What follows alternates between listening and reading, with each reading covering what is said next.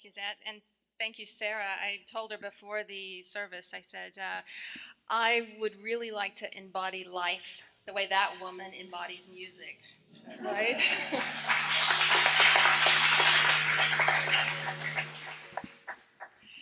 First of all, I'm thank you. I'm quite honored to be here. I had no idea when I started this journey that anybody at all would be interested in it.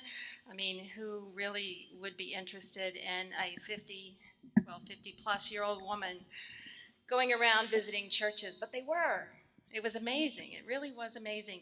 Um, the blog itself was read by people in 84 different countries that I had never even heard of before. 20,000, well, almost 20,000 people viewed the blog.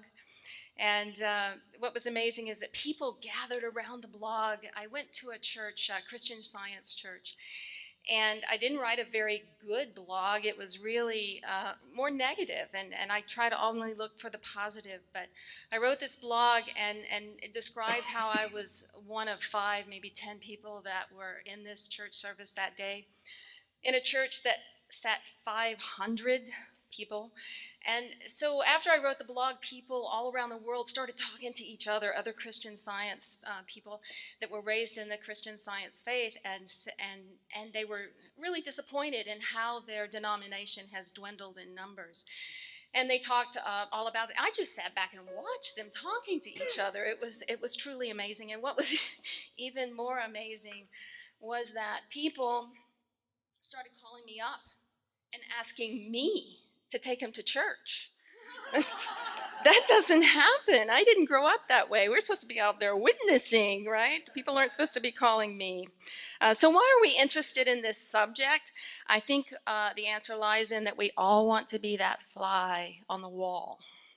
We all want to know, we all want to be in Kentucky when that pastor handles the rattlesnakes, but we really don't want to be there. I don't really like snakes that much. We all want to go to a mosque, but we don't want to wear the burqa or wear the hijab, and I did that. I learned how to do that. But I think we all have these questions. Have you ever driven past a Kingdom Hall Jehovah's Witness church and wonder, why don't they have windows? They bother you? I mean, do they not want us to see what they're doing inside? Are they scared of vandalism? Well, I found out the answer, so you have to go to the blog and read about it. It's pretty interesting. Have you ever driven up Highway 281 North and seen a cowboy church, or maybe here on Blanco and seen the cowboy church, and you're wondering, right? Do they use hay bales for, instead of chairs? I really was looking forward to it. They don't. Do they pass a boot or a Stetson hat when they take the offertory? Something like that, or do they have someone bidding up the donations that day? So I was very curious about all of that. So what brought me to this journey? I was raised in Southeast Texas in a Baptist church, and I did my fair share. I did my fair share bringing in the sheaves. I went to Vacation Bible School. I was a sunbeam. And I did all the Sunday finger plays. Do y'all know this? The one, here's the church, here's the steeple, open the door, see all the people. I loved it. That's why I named my blog SteepleStretch. After that, I grew up, got married, and married into the Presbyterian church. It was really cool. I didn't know a Presbyterian from a Pentecostal, but I went to church that day, and I thought, this is cool. It's almost like Baptists, but they don't do all the things the Baptists that I don't like that they do. They don't have altar calls, so that was really cool. They have no problem drinking, so that was cool with me. And they don't bringing in the sheaves, and I was so excited about that. So I was Presbyterian until our family moved to Denver, Colorado. Never found a Presbyterian church in Denver, Colorado that I really liked. So I kind of moved toward the New Thought movement. And so that was the first reason that moved me toward the New Thought movement. The second was I was training for my first marathon. And I trained with a woman who, she happened to be a nurse, who happened to be an ex-Mormon. That was an interesting conversation. Who happened to be a closet psychic, which was even much more interesting. But Terry We spent hours and hours together training, but she brought me into her ideas and her new thought very gradually. That we're all one. There's not a you and me. We're just one. And there's probably not this devil you talk about. And there's probably not a hell that you're talking about except what we create here on earth.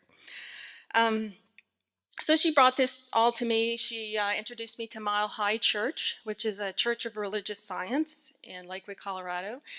So I went there. It's not Christian Science. They do go to the doctor. It's not Scientology. Just get that up front, just because it has the name science in it. But it was a wonderful place to go. I was introduced and studied under a lot of different people. Dr. Wayne Dyer, Deepak Chopra, Doreen Virtue, Gary Zukav, Marianne Williamson, Neil Donald Walsh, all of them were there, all of them came in to speak. So that was wonderful. So let's fast forward to 2014 and where I was there. A few months before then, my husband died. I was left with 3 children in 3 different states. So I moved here to San Antonio and didn't really know who I was anymore.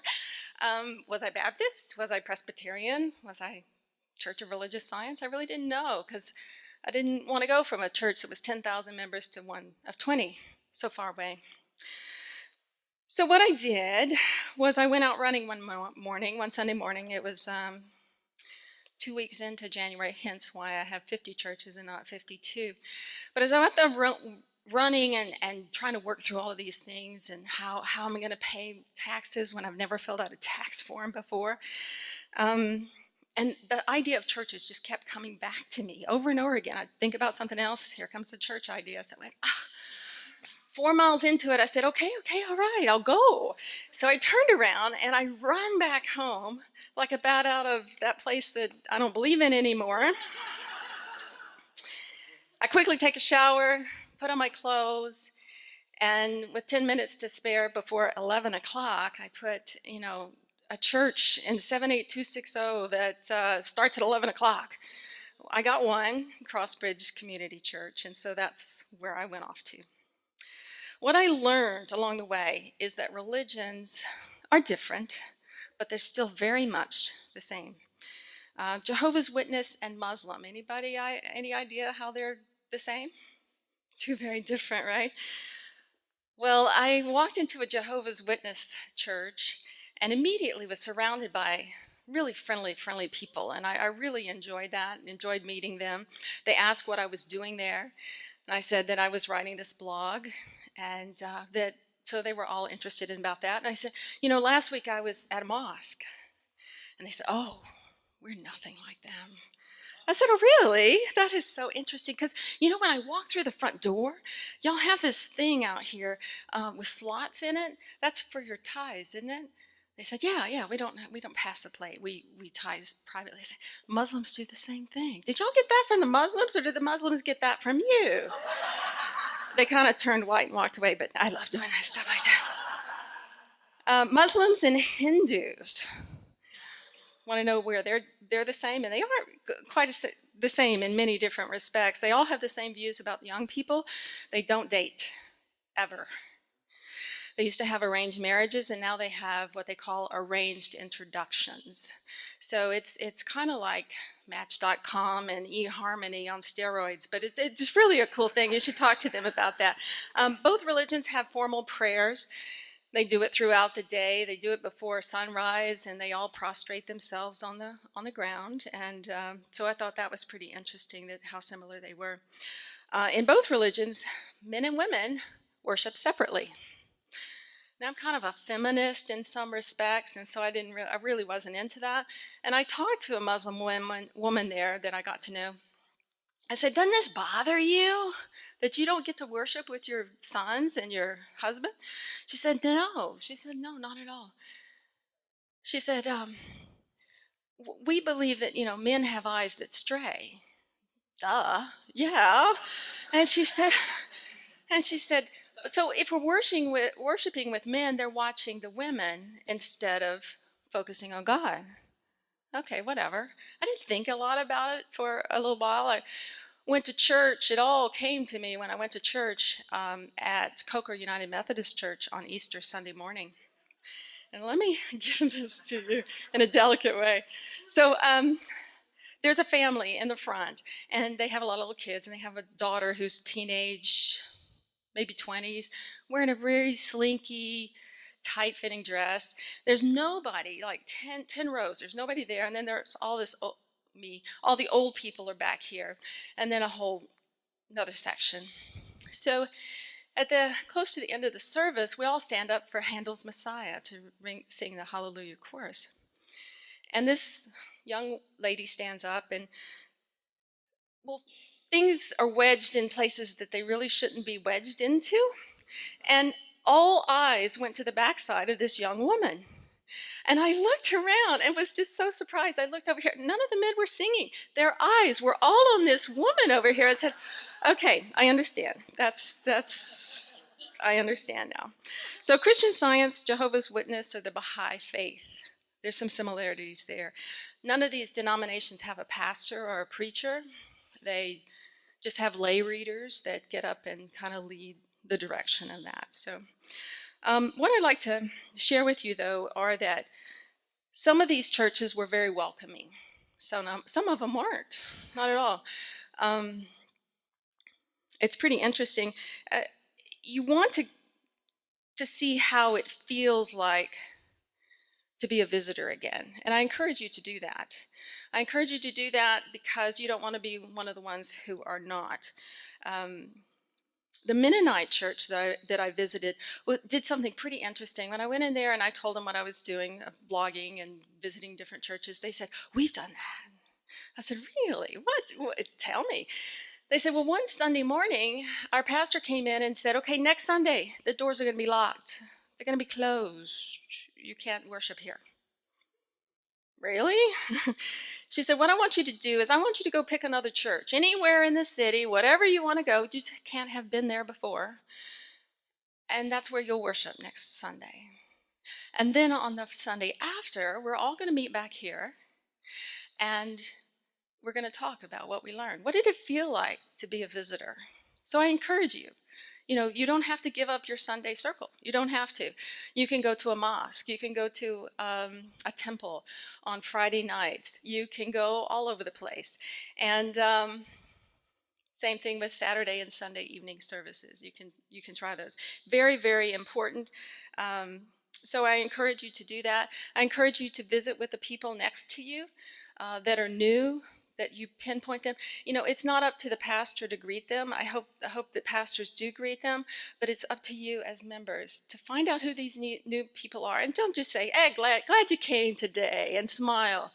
Get to know them. Get to know why they came today. Get to know something about them. And then it's your responsibility to take them to your church leaders, to take them to those people that they can connect with and introduce them. That's your responsibility as church, as going to this circle.